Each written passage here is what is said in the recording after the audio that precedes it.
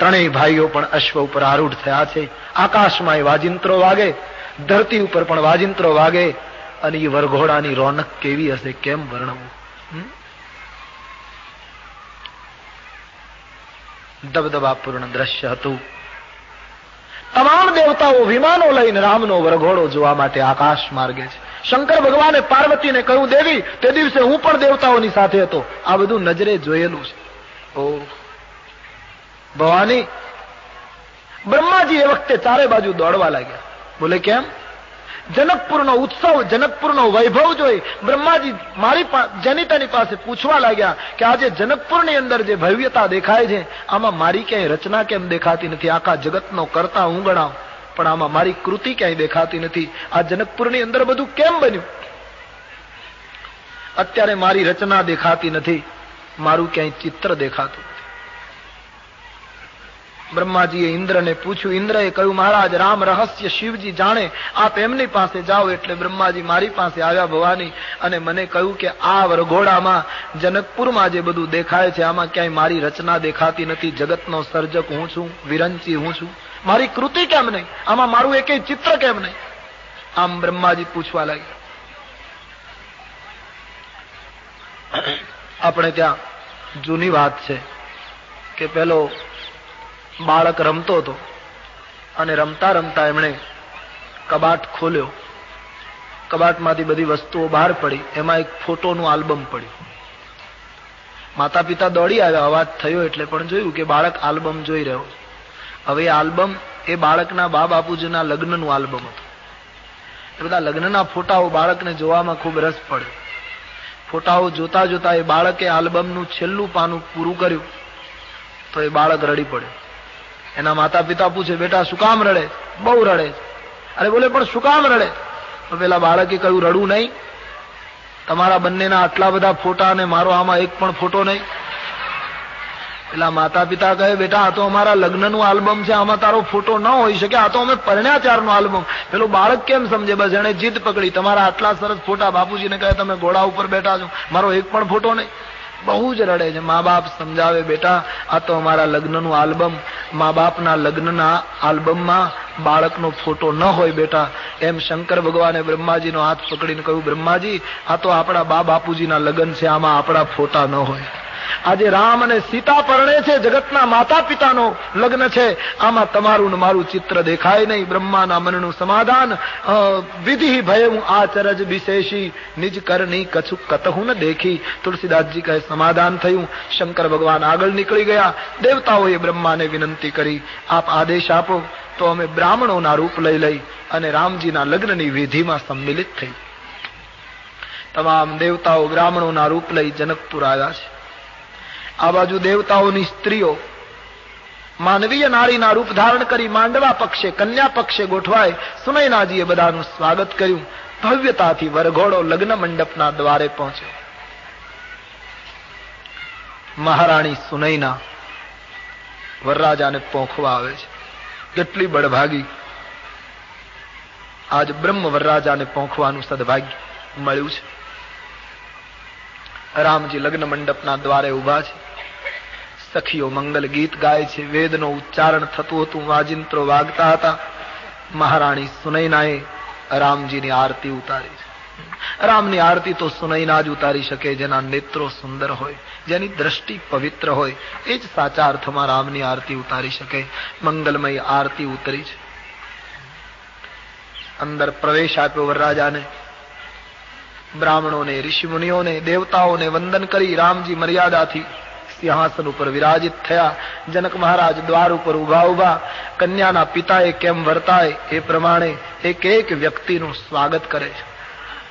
બધાને મંડપની અંદર વિરાજિત કર્યા છે. સૌ પોતપોતાની જગ્યાએ બેસી ગયા. સુંદર મંડપ શણગારાયેલો. એક બાજુ વશિષ્ઠજી અને બીજી બાજુ શતાનંદજી લગ્નનો વિધિ કરાવવા માટે ઉભા છે. અનેક સેવકો હાથમાં મંગલ દ્રવ્યોના થાળ લઈને ઉભા છે. જે જોઈએ તે તત્કાલ પહોંચાડી શકાય. લગ્નનો વિધિ શરૂ થાય છે. જનક અને સુનયના કન્યાદાન માટે આવીને બેસી ગયા છે. રામાયણમાં લખ્યું છે, ભગવાન વશિષ્ઠજી આદેશ આપ્યો, જનકજી તમારી કન્યા સીતાને જલ્દી મંડપમાં બોલાવો. સમય જાય છે. સીતાજીને મંડપમાં આવવાની સૂચના થઈ છે. અદભુત શ્રૃંગાર સજાવી અને જનકની લાડલીને મંદિરમાંથી સખીઓ મંડપમાં લાવે છે. યાજ્ઞવલ્ક કહે છે, ધીમે ધીમે સીતાજીએ મંડપમાં પદાર્પણ કર્યું છે. સુંદર આસન ઉપર વંદન કરી મર્યાદાથી જાનકીજી બેઠા છે અને મહારાજ જનક અને સુનૈના કન્યાદાનનો પ્રસંગ ઉજવે છે. હાથમાં દર્ભની સળી અને પોતાની પુત્રીનો હાથ લઈ મહારાજ મિથિલેશ જનક પોતાની કન્યાનો હાથ રામજીના હાથમાં સમર્પિત કરે. રામજીએ પાણી ગ્રહણ કર્યો. દેવતાઓએ પુષ્પની વૃષ્ટિ કરી. જય ઘોષ થયો. માંગમાં સિંદૂર પુરાયો. જનકની પુત્રી સુહાગણ બની. રામ અને સીતાનો એક પછી એક લગ્નનો વિધિ આગળ ચાલે છે. રામાયણમાં એવો પણ ઉલ્લેખ છે કે વશિષ્ઠજીએ જનકજીને કહ્યું કે શ્રુતિ, કીર્તિ, ઉર્મિલા અને માંડવી આ ત્રણેય કન્યાઓને શણગારીને લઈ આવો તો ત્રણેય રાજકુમાર સાથે પરણાવી દઈએ. જનકની પુત્રી ઉર્મિલા, નાના ભાઈ કુશકેતુની બે પુત્રી શ્રુતિ, કીર્તિ અને માંડવી, એ ત્રણેયને દુલ્હનના સાંગ પહેરાવીને મંડપમાં લાવવામાં આવે છે. ઉર્મિલા લક્ષ્મણજીને સમર્પિત થયા, શ્રુતિ કીર્તિ શત્રુઘ્નને સાથે અને માંડવીજી સંત ભરતના હાથમાં અર્પણ થયા. ચારેય દંપતીના 4 મંગલ ફેરા જનકપુરના મંડપમાં શરૂ થયા. વેદ વિધિથી લગ્ન પ્રસંગ, બહુ મોટો પ્રસંગ તુલસીદાસજીએ લખ્યો છે, સંક્ષેપમાં વર્ણવું છું. 4 મંગલ ફેરા પૂરા થાય છે. અને 4 મંગલ ફેરાની વાત હું આપને ભવાનીના પ્રસંગમાં પણ કહી ગયો છું કે ધર્મ, અર્થ, કામ અને મોક્ષનું એ પ્રતીક છે. આપણે ત્યાં લગ્નની અંદર જે સંસ્કારો થયા છે એ બધા સમજીને નક્કી કર્યા છે. 4 ફેરા એ ખાલી ફરવાનું નથી, પણ આપણે ત્યાં ખબર નહીં, બધું ભૂલાતું જાય. હવે તો મને ગુજરાતનો આ બાજુનો બહુ અનુભવ નથી, પણ અમારે સૌરાષ્ટ્રમાં તો 4 ફેરામાં પાટલા ઉપર પહેલું કોણ બેસે એની દોડાદોડી હોય. વરરાજો એમ માને કે હું પહેલો બેસી જાઉં. એમાં એવું છે, કોણે ખબર નહીં કોણે આ ગોઠવી દીધું. જો વરરાજો પહેલો બેસી જાય 4 ફેરામાં તો કન્યા દબાતા રહે અને વરરાજાનું ઘરમાં ચાલે.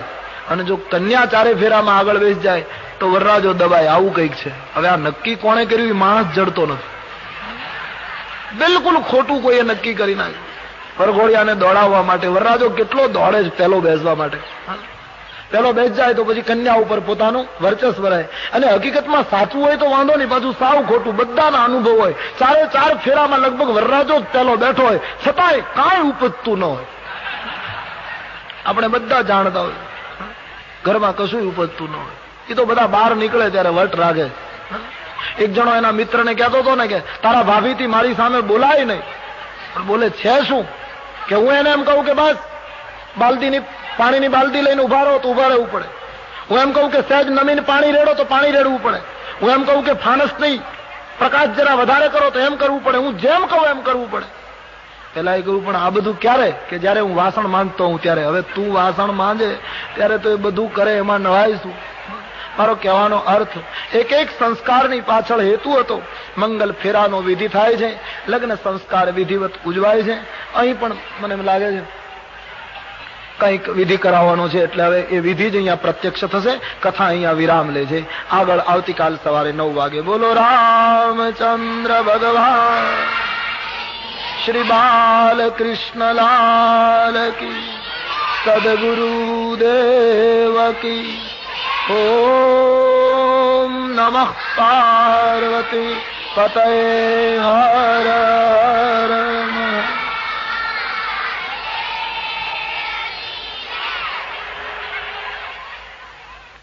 શ્રી રામચંદ્ર કૃપાલુ ભજ મન, હરન ભવ ભય દારુણમ, નવ કંજ લોચન કંજ મુખ કર કંજ પદ કંજારુણમ. શ્રી રામ.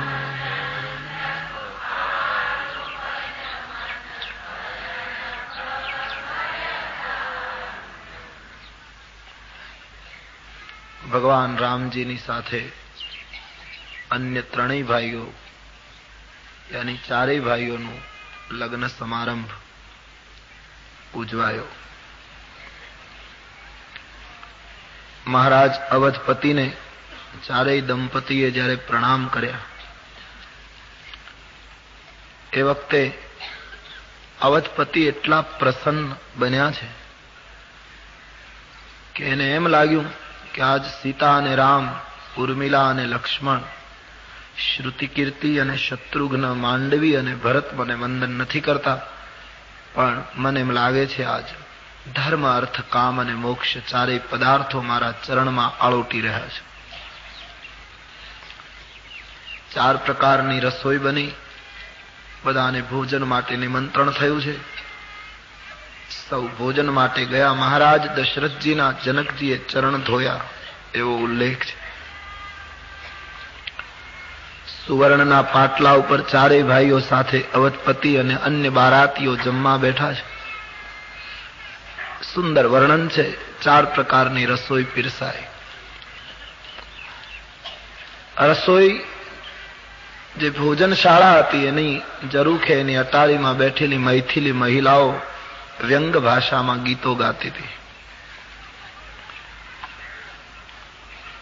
પણ ચારેય રાજકુમારોની સાથે અવધપતિને ભોજન કરતા જોઈ મૈથિલી મહિલાઓ એટલી બધી ભાવાવેશમાં આવી ગઈ કે એ મહારાજ દશરથજીને ગાળો દેવાને બદલે મિથિલાપતિને ગાળો દેવા માંડી. દૈન લગી મિથિલેશહી ગારી, શબ્દ ફેર થઈ ગયો. અવધેશહી ગારીને બદલે મિથિલેશને કહેવા લાગી. એટલો બધો ભાવ ઉભરાયો. મીઠા શબ્દોમાં વ્યંગ ભાષામાં ગીતો ગવાયા. જમતી વખતે આ ગીતો સાંભળીને બધાને ખૂબ આનંદ થયો. ભોજન પૂરું થયું. મુખવાસ વગેરે લઈને બધા પોતપોતાના ઉતારે પહોંચે છે. એક દિવસ આ રીતે પૂરો થાય છે. બીજા દિવસની સવારે દશરથજીએ વિશ્વામિત્રજીને વિનંતી કરી છે, બાપજી આપ ઋષિમુનિઓને, બ્રાહ્મણોને બોલાવો, મારે ગાયોનું દાન કરવું છે. નખથી તે શિખા સુધી શણગારાયેલી ગાયો બ્રાહ્મણોને, ઋષિમુનિઓને દશરથજીએ દાનમાં આપી છે. બધા જ મહાત્માઓ, ચારેય રાજકુમારો અને રાજકન્યાઓને આશીર્વાદ આપે છે. રામાયણના મત પ્રમાણે લગ્ન પૂરા થયા પછી દશરથજીને ઘણા દિવસો જનકપુરમાં રહેવું પડ્યું છે. લગ્નની તિથિના પહેલા જાન આવેલી, લગ્ન પૂરા થયા પછી ઘણું રોકાય છે. આમ તો રોજ અવધપતિ વિદાય માંગે. જનક મહારાજને કહે અમે જઈએ, પણ જનકજીના નેત્રો ભીંજાય અને કહે મહારાજ હું આપને વિદાય નહીં આપું. વળી રોકાઈ રહે. બીજે દિવસે આગ્રહ કરે, વળી રોકાઈ રહે. ત્રીજે દિવસે વિદાય માંગે, સુનૈનાજી આગ્રહ કરે. આમ સ્નેહના દોરડાથી જાન બંધાઈ ગઈ. વિદાય મળતી નથી. અને વિદાય નથી આપતા એનો અર્થ એમ પણ નહીં કે આતિથ્યમાં કંઈ ઉણપ આવવા લાગી. નહીતર વધારે માણસ રોકાય તો આતિથ્યમાં ઉણપ આવે. પણ અહીં તો બાબાજીએ કહ્યું દિવસે દિવસે નવી નવી મહેમાન ગતિ. આજે જે સન્માન થયું હોય એના કરતા આવતીકાલે વધારે થાય. આમ ઘણા દિવસો થયા છે. વિશ્વામિત્રજીને અવધપતિએ કહ્યું બાપજી જનક મહારાજ તો પરમ જ્ઞાની પુરુષ છે, એને કહો કે કન્યાને તો વળાવવી જ પડે. અને મહારાજ જેનો સંયોગ હોય એનો વિયોગ તો અવશ્ય હોય છે. મળવું અને જુદા પડવું એનું નામ તો આ જગત છે.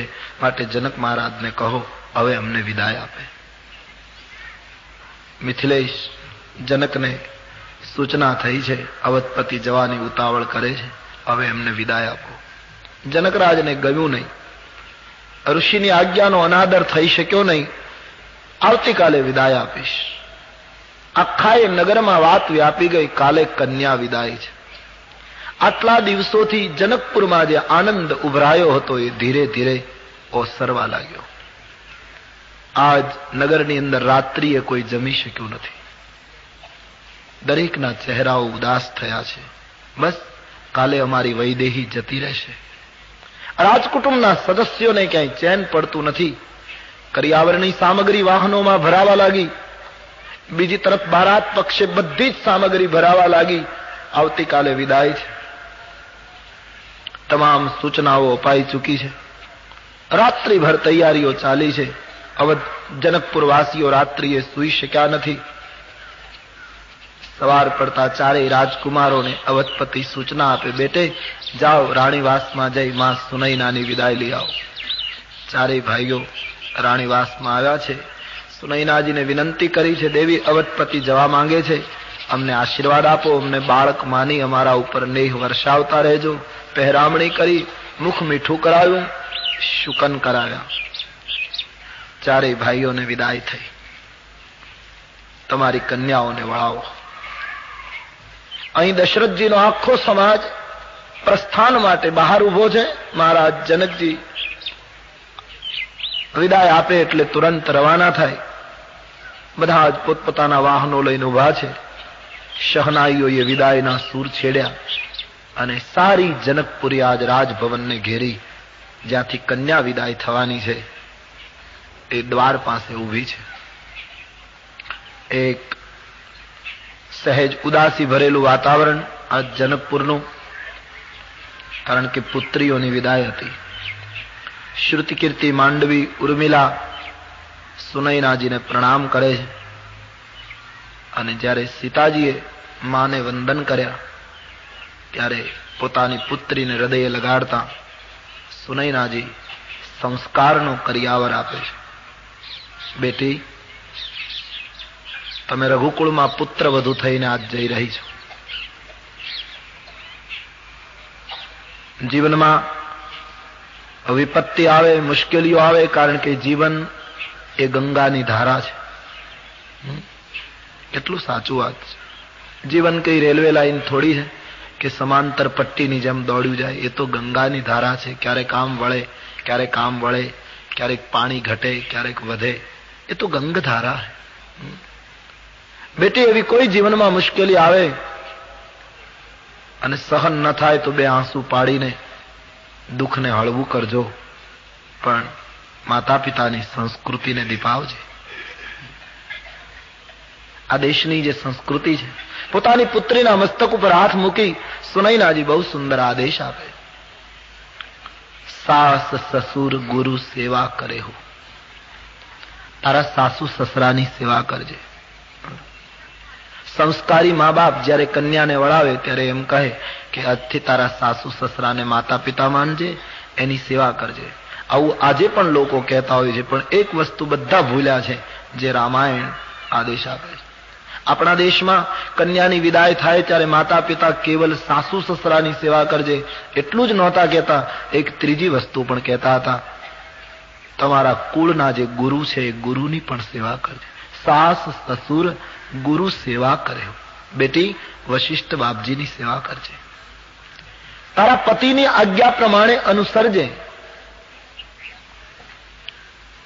કુળના સંસ્કારોને દીપાવજો. પુત્રીની આંખમાં આંસુ છે. માં ચારેય કન્યાઓને વિદાય આપતી વખતે રડી પડ્યા છે. 4 પાલખીઓ તૈયાર થઈ છે. મેના અને પોપટ સોનાના પિંજરામાં પાળેલા એ સીતે સીતે કહીને જ્યારે પંખીઓ આક્રંદ કરવા લાગ્યા, તમામ દાસ દાસીઓ, પરિવારના સદસ્યો બધાના નેત્રો ભીંજાયા. જ્યારે વૈદેહીની વિદાયનો સમય છે. મહારાજ જનક, કુશકેતુ, શતાનંદજી એ બધા જ બધી જ વ્યવસ્થા પૂરી કરી અને એકદમ રાજભવનમાં જ્યારે પધારે છે, અમારે સંતોનો મત છે કે પરમ વિવેકી પુરુષ જનક. શું કહું જનક માટે?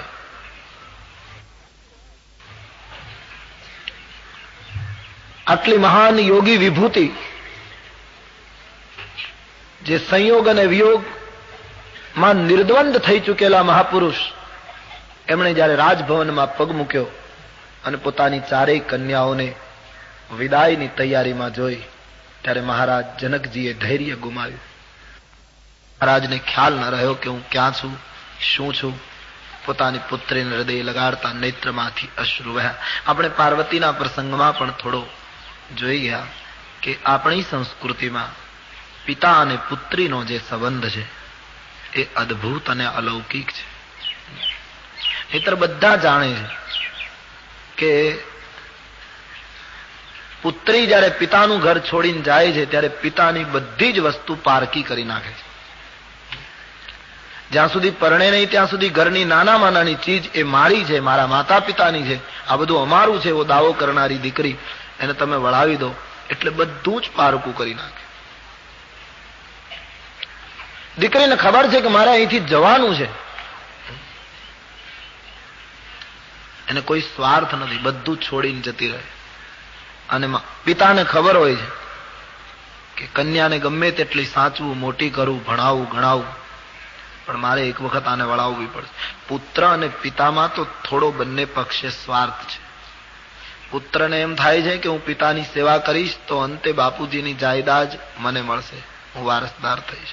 અને પિતાને સ્વાર્થ છે કે મારા બુઢાપામાં આ છોકરો મારી સેવા કરશે અથવા તો મારો વારસદાર થઈને આ મારું નામ રાખશે. બંને પક્ષે સાંસારિક સ્વાર્થ છે. પિતા અને પુત્રીમાં કયો સ્વાર્થ? બિલકુલ નિસ્વાર્થ સંબંધ રહ્યો છે આપણી સંસ્કૃતિમાં. તો સમ્રાટ કન્યાને વળાવતો હોય કે પછી જંગલમાં રહેનાર અથવા તો ગામડામાં રહેનાર કોઈ ગરીબ માણસ મજૂરી કરીને પેટ ભરતો હોય, એ ઝૂંપડામાં રહેનારો કન્યા વળાવતો હોય, બંનેની વેદના એક સરખી હોય. આમાં કોણ રંક કોણ રાવ? તો કન્યાની વિદાય એ ગમે તેવો પુરુષ હોય તો એ રડાવી મૂકે છે. એનું મોટામાં મોટું કારણ આપણા બધાના અનુભવ હોય છે, સંસારી લોકોના, કે કુટુંબનો જે વડીલ હોય, પછી પિતા હોય કે ભાઈ હોય, જે કુટુંબનો વડીલ હોય એ આખા ઘરનું ધ્યાન રાખતો હોય, આખા ઘરને સંભાળતો હોય, જેના ઉપર જિમ્મેદારી હોય. પણ પિતા આખા ઘરનું સંચાલન કરે, આખા ઘરનું ધ્યાન રાખે, સંભાળે, પણ પિતાનું ધ્યાન પુત્રી રાખતી હોય છે. પુત્રીને પિતાનું જેટલું લાગે એટલું કોઈનું ન લાગે. આપણે તો એમ કહેવાય છે કે કોઈની દીકરીને ખૂબ દુઃખી કરવી હોય તો એના પિતા માટે કંઈક આડાવડું બોલો. દીકરી બધું સહન કરી શકે, એના પિતા માટેનું કંઈ સહન ન કરી શકે.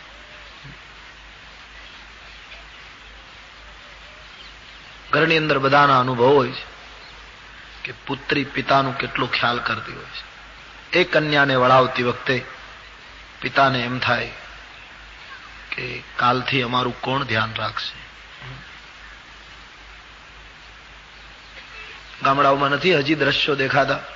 જન્માષ્ટમીના તહેવાર આવે, ગરીબ બાપ હોય, ખાટલા ઉપરથી ઊભો થઈ શકતો ન હોય, અને પુત્રી પણ 40 વર્ષની હોય, પણ એ જન્માષ્ટમીના તહેવારમાં પુત્રી પિતાને મળવા આવે અને બે જણ પેલાને હાથનો આધાર આપે ત્યારે પિતા ઊભો થઈ શકતો હોય, પણ પુત્રી જયારે પિતાને મળવા આવે અને આંગણામાં પુત્રીને જુએ ત્યારે એ પિતાને ઊભો કરવો ન પડે, એની મેળાએ ઊભો થઈ જાય.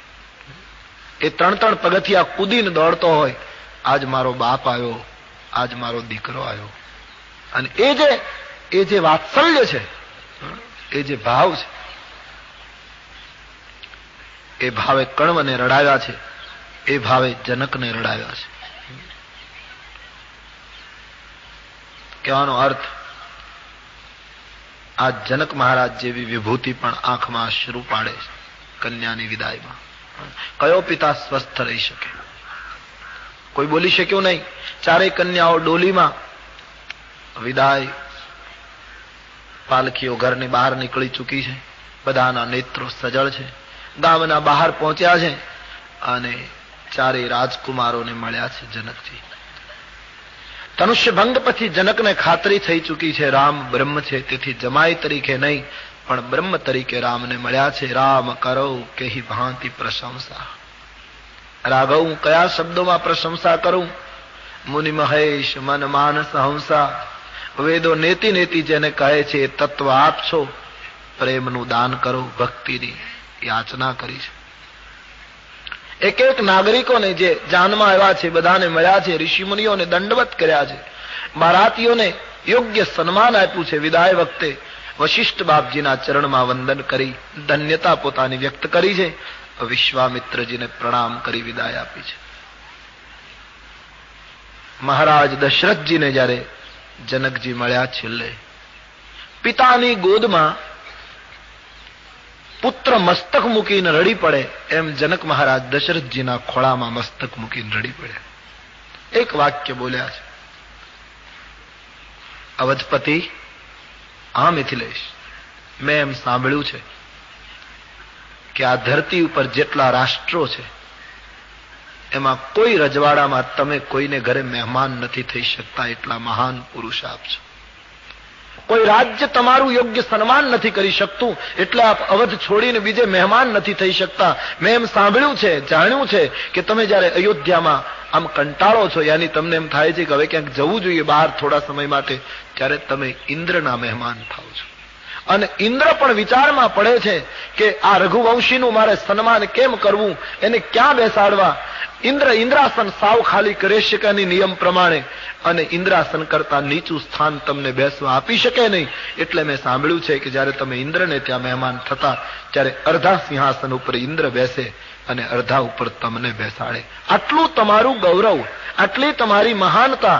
મહારાજ, આટલી મહાન વ્યક્તિ આપ મારે ત્યાં આટલા દિવસ રોકાય, વ્યવસ્થા અવ્યવસ્થા કાંઈ પણ જોયા વગર આપે જે સરળતાથી મારે ત્યાં મુકામ કરી અને મને જે બડાઈ આપી છે, એ માટે અમે તમારા ઋણી છીએ.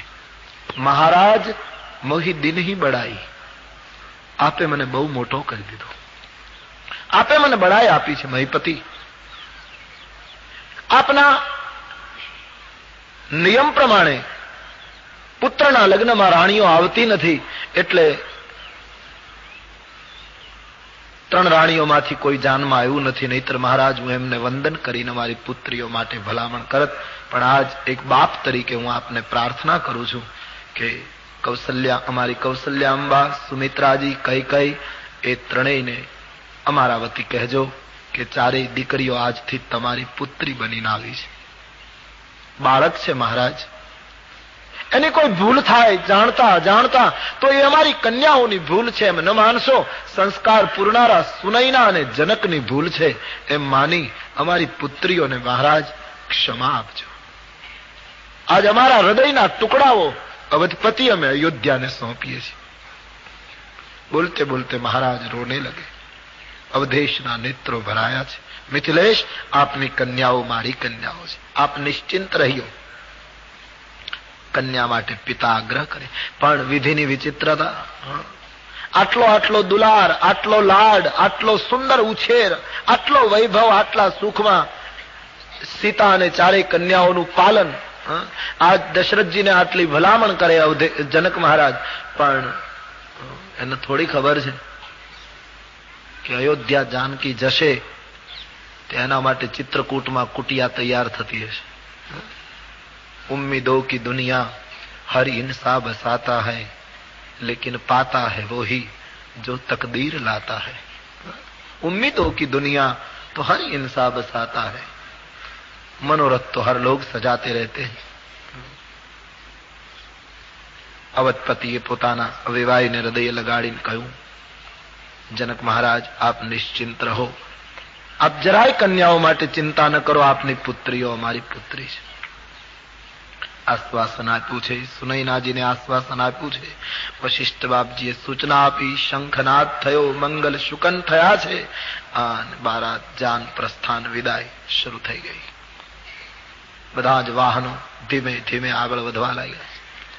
રામચરિત માનસમાં ગોસ્વામીજીએ બહુ સ્પષ્ટતા નથી કરતી. અમારે મહાત્માઓ અને સાહિત્ય એમ કહે છે કે ચારે પાલખીઓ પુત્રીઓની જે જઈ રહી છે, જનક અને સુનૈના વળાવતા એની પાછળ પાછળ ચાલવા લાગ્યા. પાછા ફરી શક્યા નહીં. વશિષ્ઠજીએ અવધપતિને કહ્યું કે અવધપતિ, હજુ જનકજી પાછા ફર્યા નથી, ઘણે દૂર આવી ગયા, એમને કહો હવે વિદાય પાછા ફરે. અવધપતિએ રથ રોક્યો. જનકજીને કહ્યું, મહીપતિ, ઘણે દૂર આપ આવી ગયા, આપ હવે પાછા ફરે. સંતોનો મત છે છેલ્લી વાર ચારે પુત્રીઓને માતા પિતા મળે છે. શ્રુતિ કીર્તિ, ઉર્મિલા અને માંડવી ડોલીનો પડદો ઊંચો થાય, માતા પિતાને વંદન કરે, સજળ નેત્રે માતા પિતા આશીર્વાદ આપે, અને છેલ્લે સીતાજીની પાલખીનો પડદો ખુલે છે. મહાત્માઓનો મત છે એ વખતે સીતાજી બોલ્યા છે. સુનૈના માને રડતા જોઈને કહ્યું, માં રડીશ નહીં, માં અમારી જરાય ચિંતા ન કરશો. માં તમે અમને એવા કુળમાં મોકલો છો કે જ્યાં અમારી ચિંતા કરવાનું તમારે કોઈ કારણ નથી. અમે રઘુવંશની પુત્ર વધુ બનીને જઈએ છીએ.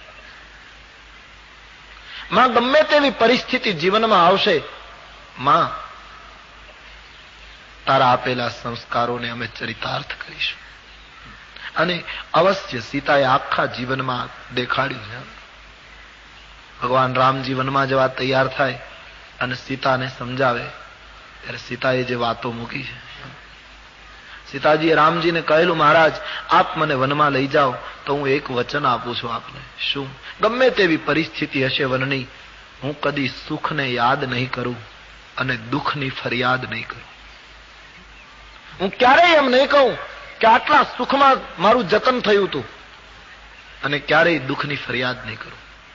આખા જીવનમાં જેણે કોઈ ફરિયાદ નહીં કરી. એ સીતા પોતાની માતાને કહે, માં અમારે માટે ચિંતા કરીશ નહીં. પણ માને આશ્વાસન આપતી સમજદાર પુત્રી. બોલતા બોલતા સીતાજી રડી પડ્યા. ત્યારે સુનૈનાએ કહ્યું, બેટી હમણાં તું મને ધીરજ આપતી હતી ને ખુદ રોને લગી. અને સીતાને રડતા જોઈ માતા પિતાની આંખમાં જાનકીને કહ્યું, બેટા કેમ? એ વખતે જે સીતાજી બોલી છે એ તમામ કન્યાનું પ્રતિનિધિત્વ છે. ભારતની બધી જ પુત્રીઓનો અવાજ હતો સીતાના શબ્દોમાં. એમણે સુનૈના માને કહ્યું કે માં, અમને તમે રઘુવંશમાં મોકલો છો એટલે અમારી જરાય ચિંતા કરવાનું જરૂર નથી, કોઈ કારણ નથી. પણ માં, જનકપુર છોડીને અમે અયોધ્યા જઈએ છીએ ત્યારે માં મને એક ચિંતા થાય. શું બેટી? જનકને બતાવ્યા સીતાએ. માં, મારા પિતા વૃદ્ધ છે. માં, હું તને એટલી ભલામણ કરું છું, મારા પિતાજીનું ધ્યાન રાખજે. માં, મારા પિતાજીને સંભાળજે. આજે અમે જઈએ છીએ ત્યારે આ એક દુઃખ છે. કોઈ પણ પુત્રી બાપનું ઘર છોડે ત્યારે પિતાની કોઈને ભલામણ કરતી જાય.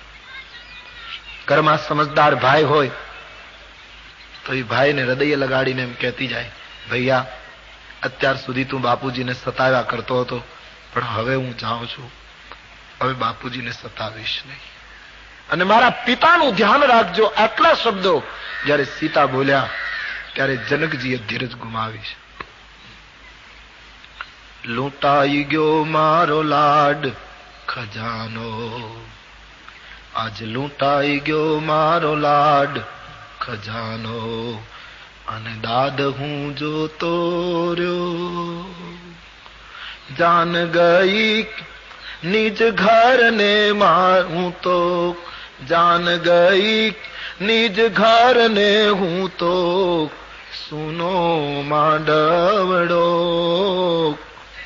મારા કાળ જાકે રો કટકો, આજ હાથથી છૂટી ગયો. અને મમતારું વેગ જેમ વેળું માં, આજ મમતારું વેગ જેમ વેળું માં, પેલો વીરડો ફૂટી ગયો. એવો કાળ જાકે રો કટકો, આજ હાથથી છૂટી ગયો. અને એમાંય ઘણા એ અનુભવ્યું હશે, અનુભવ્યું ન હોય તો આપણે જોયું હોય છે દીકરીની વિદાયના પર. એમાંય બાપ વિધુર હોય, કન્યાની માં મૃત્યુ પામી હોય અને પિતાએ દીકરીને મોટી કરી હોય, અને જુવાન થયેલી દીકરી એ પોતાના પિતાની માં બનીને પિતાનું ધ્યાન રાખતી હોય, આટલું પિતાને સંભાળતી હોય સમજદાર. એ દીકરીને જયારે વળાવવાનો પ્રસંગ આવે અને વિધુર બાપ જયારે દીકરીને વળાવતો હોય ત્યારના દ્રશ્યો ઘણા જ અસહ્ય હોય છે. એક બાજુ પુત્રીને એમ થાય કે હું ઘર છોડીને જાઉં છું, મારી માં તો નથી, કાલ મારા બાપુજીનું કોણ ધ્યાન રાખશે? અને બીજી બાજુ બાપને એમ થાય કે હવે ઘરમાં કોણ રહ્યું?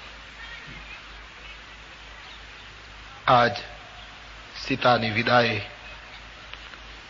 ધરતીની એક પરમ વિભૂતિને રડાવી દીધી. तुलसीदास जी वर्णन करे हैं, बस वैसे अश्रु बहते रहे, डोली चली गई. दूर दूर ડોલીઓ દેખાય એટલું જ નહીં, પણ ડોલીના વાહકોના ચરણથી ઉડેલી ધૂળ આકાશમાં દેખાતી હતી. ત્યાં સુધી જનકજી આકાશની સામે જોતા ઉભા છે, અને એ આકાશમાં ઉડતા ધૂળના છેલ્લા રજકણો જયારે ધીમે ધીમે ધીમે ધીમે ધરતી ઉપર બેસી ગયા અને બધું જ દેખાતું બંધ થયું. ત્યારે એક હિમાલય જેવડો નિસાસો મૂકી અને જાણે લૂંટાઈ ગયા હોય, યાની જીવનમાં કોઈ એક મોટો ખાડો પડી ગયો કે જે હવે જીવન પર્યંત પૂરી નહીં શકાય, એવા એક ભાવ સાથે જનક અને સુનૈના પાછા ફરે છે. ઘરે પહોંચ્યા, મહેમાનોને વિદાય આપી, પણ એ પછી વાણીનો વિષય નથી, વર્ણનનો વિષય નથી કે કન્યાને વળાવ્યા પછી પિતા જયારે ઘરમાં પગ મૂકે એ સુના મંડપમાં, ત્યારે એની દશા કેવી હોય છે. મંડપના એક થાંભલાને પકડી અને જયારે જનકજી રડ્યા છે ત્યારે આખો રાજ પરિવાર રડી પડ્યો. વાતાવરણ બિલકુલ શૂન્ય બની ગયું, સીતાના વગર એવું લાગ્યું છે. બીજી તરફ બીચ બીચ બરબાસ કરી મગલોગન સુખ દેત. રસ્તામાં ઉતારા કરતા કરતા માર્ગના માણસોને સુખ આપતા આપતા અવધપતિનો સમાજ પવિત્ર દિવસે અયોધ્યા પહોંચ્યો છે. વાજિંત્રો વાગવા લાગ્યા, રામ પરણીને પધાર્યા છે. આ સમાચારે અયોધ્યાને સ્વર્ગમાં ફેરવી નાખી છે. મંગલ વાજિંત્રો વાગે, મંગલ ધ્વનિ થવા લાગ્યો છે. ગોસ્વામીજી કહે, વશિષ્ઠ ભગવાને સૂચના આપી, પૂર પ્રવેશ રઘુનાયક કિન્હા, રામજીએ નગરમાં પ્રવેશ કર્યો છે. ગામની મહિલાઓ અયોધ્યાના રાજકુટુંબની આ પુત્ર વધુના દર્શન કરવા માટે ઉમટી છે. ચિક્કાર માનવ મેદની, બાર બાર જય જય ઘોષ થઈ રહ્યો છે. કૌશલ્યા, સુમિત્રા અને કઈ માનો આનંદ કયા શબ્દોમાં વર્ણવું. રાજભવનના દ્વારે ચારેય દંપતી પહોંચ્યા છે. માં કૌશલ્યાએ પહોંચવાનો વિધિ કર્યો છે. અંદર લઈ ગયા, 4 સિંહાસન ગોઠવ્યા. 4 સિંહાસન ઉપર 4 દંપતીઓને બેસાડી માં કૌશલ્યાએ આરતી કરી છે. आरती कीजे श्री रघुबर की, आरती कीजे श्री रघुबर की, दशरथ नंदन सीता वर की, दशरथ नंदन सीता। भक्ति का दीपक प्रेम की बाती, भक्ति का दीपक,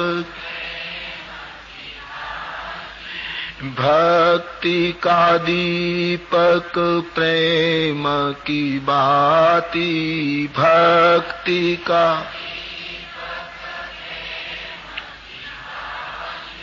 साधु संत करे दिन राती, साधु संत करे दिन राती, साधु संत करे दिन राती, साधु संत करे दिन। आरती हनुमंत के मन भावे, आरती हनुमंत, आरती हनुमंत के मन भावे, आरती राम कथा नित शिव जी गावे, राम कथा नित दशरथ नंदन सीतावर की, दशरथ की आरती की जय श्री रघुबर की,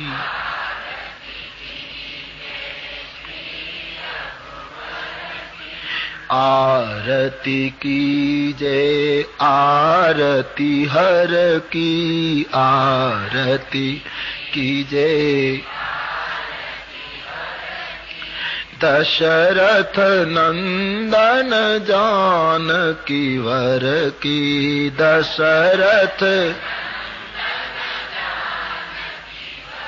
की आरती कीजे श्री रघुवर की आरती कीजे। સુંદર પ્રસંગ ઉજવાયો. મહારાજ દશરથજીએ મહેમાનોને ઉતારા આપ્યા છે, બ્રાહ્મણોને ખૂબ દાન દક્ષિણા આપી છે. વિશ્વામિત્ર મહારાજને રાજભવનમાં મુકામ થયો છે. આ બાજુ તુલસીદાસજી કહે સુંદર પ્રસંગ એક પછી એક સંપન્ન થતો. છેલ્લા જે કઈ વિધિઓ હોય બધો કરાયો વશિષ્ઠજીએ. બાપજીના ચરણમાં બધું ધર્યું છે. નેગ પૂર્તિ વશિષ્ઠ મહારાજે સ્વીકારી લીધું. બધાને આશીર્વચનો કયા. વશિષ્ઠજી પોતાના આશ્રમે વિદાય થયા. રાત્રિનો સમય છે. બધાએ ભોજન કર્યું. કૌશલ્યામાએ બ્રાહ્મણો અને બ્રાહ્મણ પત્નીઓનું સન્માન કરી બધાને ખૂબ ભેટ આપી છે.